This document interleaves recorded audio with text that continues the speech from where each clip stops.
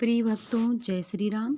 आज हम सुनाएंगे गीता प्रेस गोरखपुर कल्याण पत्रिका से पढ़ो, समझो और करो से सच्ची कथा, भक्तों के अनुभव की कथा।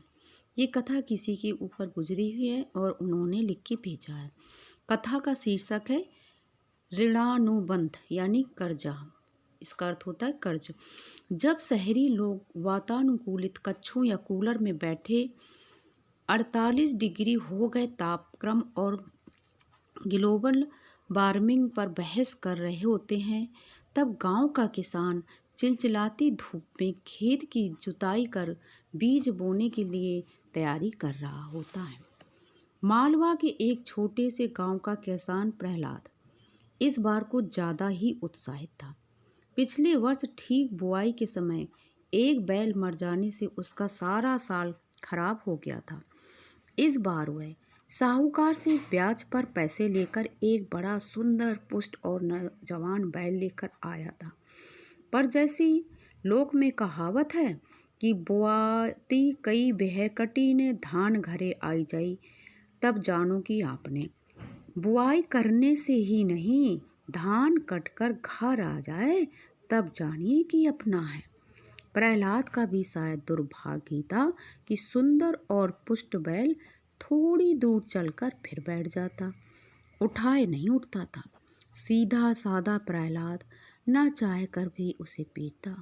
आखिर बुआई करना उसके और उसके परिवार के जीवन मरण का प्रश्न था। एक दिन कठिन दोपहर में जब जेठ तप रहा था, प्रहलाद खेत में हल चला रहा था। आदत से मजबूर बैल बैठ गया।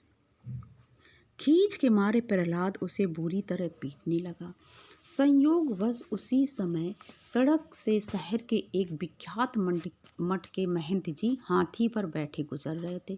उनकी दृष्टि प्रहलाद और बैल पर पड़ी तो जोर से चिल्लाकर बोले, भैया उस बैल को मत मारो, मैं रुको, मैं आता हूँ। प्रहलाद गरीब आदमी था, असमंजस में पड़ गया और जल्दी से हल खोल दिया। महंत जी हाथी के हौदे से उतर कर आए। आश्चर्यचकित रह गया प्रहलाद। महंत जी ने बैल को सादर प्रणाम किया, फिर उसके कान में कुछ कहा। बस फिर क्या था, बैल तो बिजली की गति से उड़ गया और चलने को भी तत्पर। सीधे साधे प्रहलाद जी ने महंत जी को भूमिष्ठ यानी जमीन में दंडवत प्रणाम किया और बाबा ये मंत्र मुझे भी बता दो। गांव में कई गरियाल निठल्ले बैल हैं। पर प्रहलाद जी ने देखा कि महंत जी की आंखों में आंसू हैं और वे बड़े दुखी भी थे। बोले, बेटा ये कोई मंत्र नहीं है, ये ऋणानुबंध है। प्रहलाद तो कुछ भी नहीं समझा। बोला, बाबा ये ऋणानुबंध क्या है? बोला तो महंत जी बोले, ये बड़ा कठिन है। और फिर बोले कि ये जो महंत जी थे वो पिछले जन्म में बैल थे। फिर महंत जी बोले कि ये जो बैल है वो पिछले जन्म में महंत थे, तो और तुम किसान थे।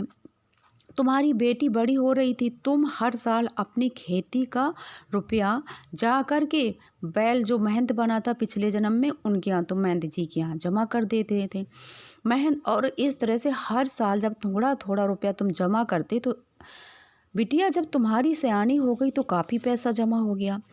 अब तुम बिटिया का रिश्ता करके निश्चिंत हो गए और महंत जी के पास जाकर बोले, बाबा मेरा पैसा लौटा दो, मैंने बड़े अच्छे घर और वर से बिटिया का रिश्ता तय कर दिया है। अब कुछ समय की परिस्थिति की महंत जी का नीयत खराब हो गई और वो बोले, कौन सा पैसा तुमने मुझे कब दिए, क्या है तुम्हारे पास सबूत है? अब तुम गरीब किसान, तुम क्या सबूत लाते? लेकिन समय कब रुकता है। अब वो महंत जी मर गए। उन्होंने हालांकि तुम्हारे साथ बेईमानी की। अब उस बेईमानी की वजह से वो बैल बने और तुम फिर से किसान बने और उनको तुम्हारा कर्जा चुकाना है, क्योंकि उन्होंने पिछले जन्म में तुम्हारा पैसा मारा था। लेकिन महंत थे तो बैठ करके गद्दी में बार बार माल छानने की आदत पड़ गई थी, क्योंकि महंत लोग तो बैठ के खाते हैं।